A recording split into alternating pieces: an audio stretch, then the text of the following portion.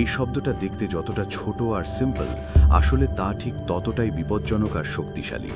যদি তুমি আমাকে জিজ্ঞেস করো যে এই দুনিয়াতে সবচেয়ে শক্তিশালী শক্তি কোনটা, আমার উত্তর হবে ইগো।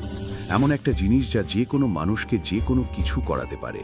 নিজের দরিদ্রতাকে চিরতরে শেষ করা থেকে শুরু করে বিশ্বাসঘাতক বন্ধু থেকে সম্পর্ক ছিন্ন করা, পরিবারের লোকজনকে চুপ করানো থেকে নিজের বংশের সবচেয়ে সফল মানুষ হওয়া পর্যন্ত, ভালো বডি বানানো, নিজের পুরো ব্যক্তিত্ব বদলে ফেলা পর্যন্ত, তোমার ইগো তোমাকে তোমার ক্ষমতার থেকে বড় স্বপ্ন পূরণ করা সম্ভব।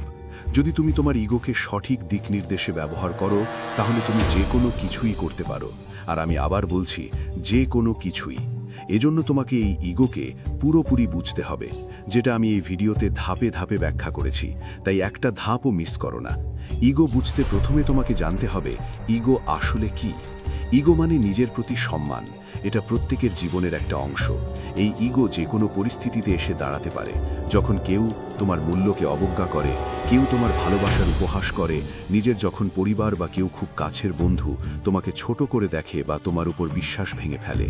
আর এই জন্যই মানুষ এটা একটা নেগেটিভ শব্দ মনে করে, কিন্তু পজিটিভের চেয়ে নেগেটিভ শক্তি অনেক বেশি শক্তিশালী হয়।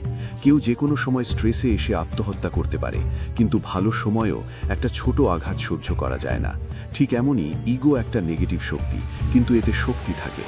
তো প্রশ্ন হলো, নেগেটিভ শক্তিতে এত ক্ষমতা থাকলে আমরা কি সেই শক্তি নিজের উন্নতিতে ব্যবহার করতে পারি না? আর উত্তর হলো হ্যাঁ, কিন্তু এর জন্য তোমাকে ইগোর ভালো দিক আর খারাপ দিক দুটোই ভালো করে বুঝতে হবে।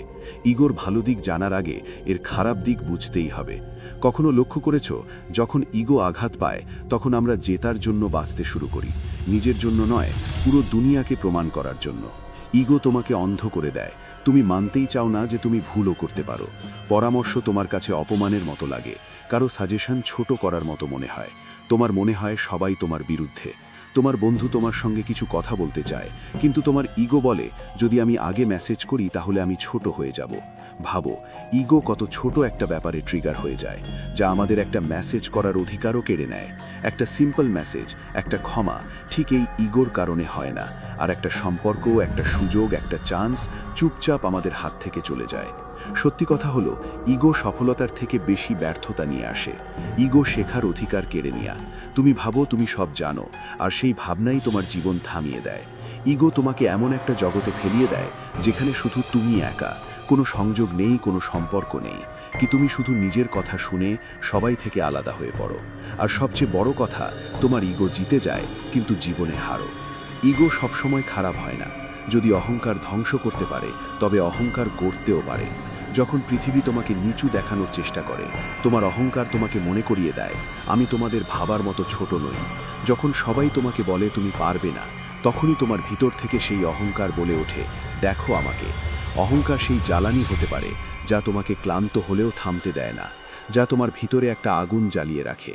যখন তোমার কাছে মোটিভেশনও থাকে না, তখনই আগুন জ্বালায়।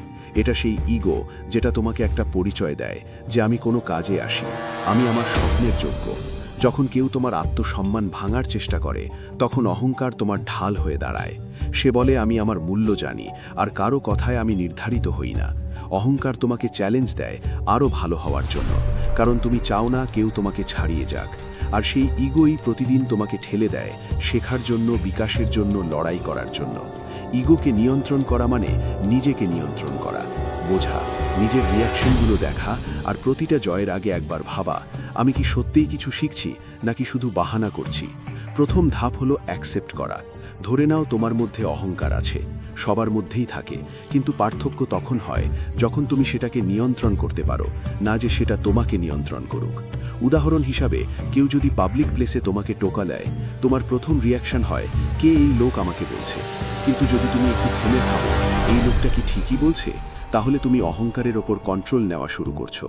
অহংকার কন্ট্রোল করার আরেকটা পথ হলো লার্নিং মাইন্ডসেট। প্রতিটি পরিস্থিতিতে ভাবো আমি এখান থেকে কি শিখতে পারি।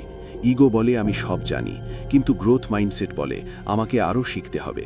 যতক্ষণ তুমি শিখতে রাজি না হবে, ইগো চুপি চুপি তোমার প্রোগ্রেস শেষ করে দেবে। তৃতীয় নিয়ম হলো ফিডব্যাক নিতে শেখো। যারা তোমাকে সত্যি বলে তারা তোমার শত্রু নয়, তারা তোমার আসল আয়না। তাদের থেকে পালানো বন্ধ করো, তাদের থেকে শিখতে শুরু করো। চতুর্থ ধাপ হলো নীরবতা। মাঝে মাঝে চুপ থাকা সবচেয়ে বড় ইগো কন্ট্রোল। যখন তুমি প্রমাণ দাও না, জাস্টিফাই করো না, তাহলে তোমার কাজই তোমার কথা বলবে, আর সেটাই তোমার শক্তি হয়ে উঠবে। অহংকার ভাঙার দরকার নেই, তার দিকটাই বদলাতে হবে। অহংকারের সাথে লড়াই করলে তুমি ক্লান্ত হয়ে যাবে, কিন্তু যদি তাকে গাইড করা শেখো, তাহলে সে তোমার শক্তি হয়ে উঠবে। তাই এই ভিডিওতে আমরা শিখলাম যে অহংকার তোমার সবচেয়ে বড় শত্রুও হতে পারে, আর তোমার শক্তিও হতে পারে। পার্থক্য শুধু এটুকুই যে তুমি তাকে নিয়ন্ত্রণ করো নাকি সে তোমাকে নিয়ন্ত্রণ করে। জীবনে সব জায়গায় অহংকারের পরীক্ষা হবে, কখনো সফলতা পেলে, কখনো অপমান পেলে, কখনো যখন তোমার সব কিছু ভেঙে যাচ্ছে, আবার কখনো যখন তুমি সব কিছু জিতে ফেলেছ। ইগোর নেগেটিভ দিক বলে কেউ আমাকে নিচে নামাতে পারবে না। ইগোর পজিটিভ দিক বলে আমি শিখতে নিজের মাথা নত করতে পারি। চোখ বন্ধ করো, ভাবো তোমার ইগো তোমাকে উপরে তুলছে নাকি নিচে টেনে নিচ্ছে। যখন উত্তর পাবে, সেখান থেকেই তোমার আসল কামব্যাক শুরু হবে। এটাই অহংকারের শক্তি, আর এখন এটা তোমার হাতে।